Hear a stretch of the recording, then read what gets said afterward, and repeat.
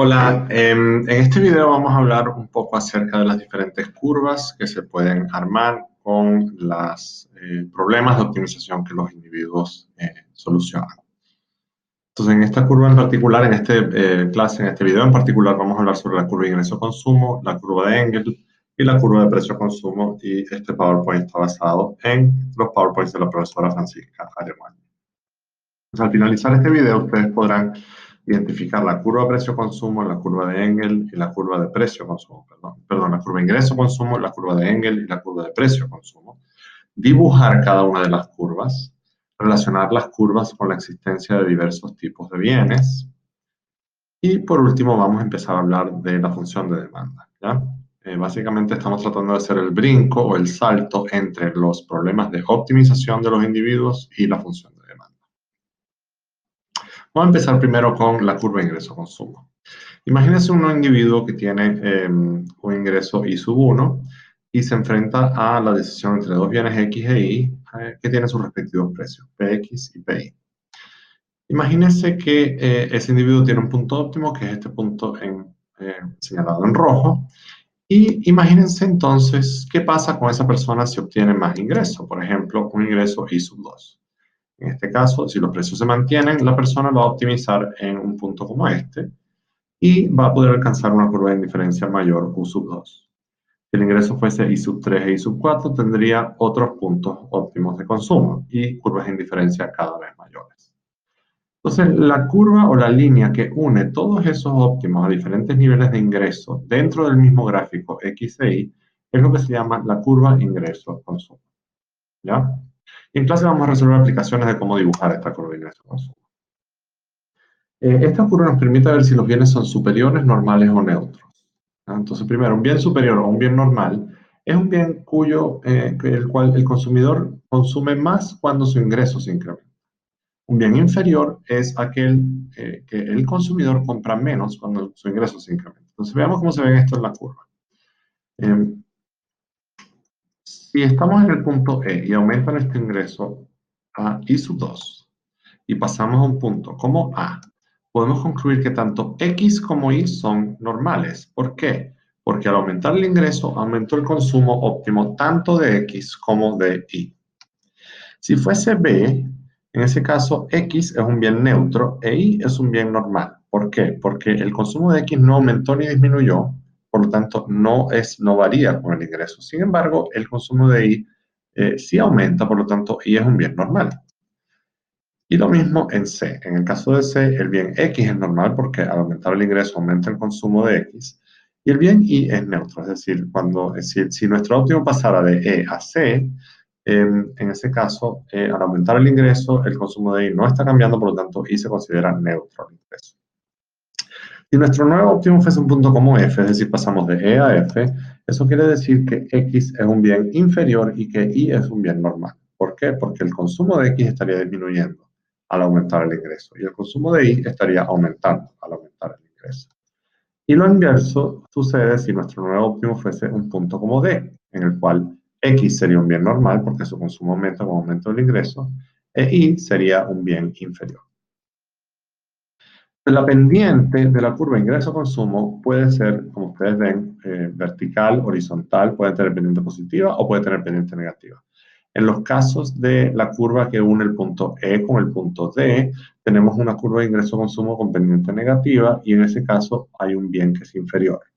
En el caso de la curva E, que une la curva E y la curva F, también tenemos curva de ingreso-consumo con pendiente negativa y es porque hay un bien que es inferior. Si tenemos una curva de ingreso normal, es decir, una que une E con A, sería una curva de ingreso-consumo positiva. Entonces, tiene pendiente negativa cuando alguno de los bienes es inferior, como en los casos de la curva que une E y D y la curva que une E. ¿Qué pasa si tengo dos bienes inferiores?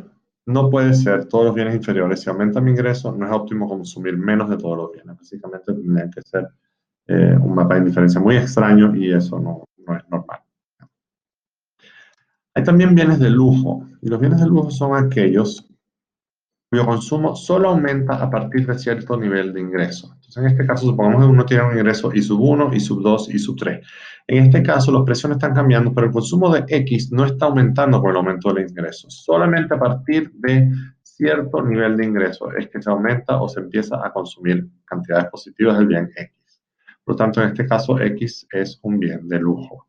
Es decir, cuando el ingreso es I1 y I2 no se consume ninguna unidad de X. Una vez que llega a un nivel de ingreso llamado I3, la curva de ingreso-consumo va a tener pendiente positiva y eso señaliza que es un bien de lujo.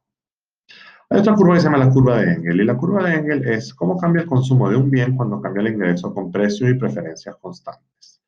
Es una medida de sensibilidad del consumo y nos muestra qué tan reactivo es el consumo de un bien ante cambios en el ingreso. Y aquí el gráfico cambia ligeramente porque el gráfico ahora es consumo del bien, en este caso el bien X, y en el eje de la Y ponemos el nivel de ingreso. Entonces, en este caso vemos que a medida que aumenta el nivel de ingreso, aumenta el nivel de consumo de X, por lo tanto X es un bien normal, ¿ya? Pero está aumentando a una tasa decreciente, es decir, cada vez el aumento del ingreso se traduce en un aumento menos grande o menor que del consumo del bien X. En este caso, la cantidad de X aumenta a una tasa creciente, entonces podría ser considerado como un bien de lujo, es decir, a medida que el ingreso es mayor, cada nivel de ingreso aumenta mi consumo de X en una tasa mucho mayor. La clasificación de los bienes no es absoluta, depende de cada persona y de las preferencias de cada persona. Y pensemos un poquito en los alimentos. ¿Qué pasa? ¿Cómo esperaríamos ver que las curvas de Engel fuesen para cuando uno tiene alimentos, ¿no? Entonces, uno podría pensar que para los alimentos llega un nivel en que mayores niveles de ingresos no aumentan la cantidad de consumo de alimentos, porque ya todos los alimentos que uno quiere consumir están consumiéndose, ¿ya? También podría ser que a medida que aumenta el ingreso, disminuye el consumo de alimentos, ¿no? O cualquier bien, ¿no? Es decir, un bien puede ser, no siempre es normal, puede ser que a partir de cierto nivel de ingresos la persona disminuya su consumo de bienes cada vez que el ingreso aumenta. Por ejemplo, hay bienes que, alimentos sobre todo, que son bienes inferiores, es decir, se consume mucho al principio y cuando aumenta el ingreso se consume más de ellos, pero una vez que llega a cierto nivel de ingresos su consumo empieza a disminuir porque se vuelven bienes inferiores, ¿ya? ¿Cómo es la curva de Engel en alguno de estos casos? Entonces aquí tenemos que graficar, por ejemplo, los invito a graficar, por ejemplo, cómo sería la curva de Engel tanto para el bien X como para el bien Y cuando la situación de la curva de ingreso-consumo es, por ejemplo, EF o cuando es ED, por ejemplo, ¿ya? Por supuesto, hay otra curva que es la curva de precio-consumo, que no es más que la demanda, básicamente, ¿no? Que es cómo cambia el consumo óptimo de un bien cuando cambia el precio de ese bien, manteniendo lo demás constante, ¿ya? Entonces, asumimos aquí que lo demás es constante, los ingresos, las preferencias, etc. Entonces, en este caso, por ejemplo, tenemos el bien Y. El bien Y se está haciendo cada vez más económico y no está aumentando la demanda del bien Y. Es decir, estos puntos rojos son los óptimos en cada nivel de diferentes restricciones presupuestarias.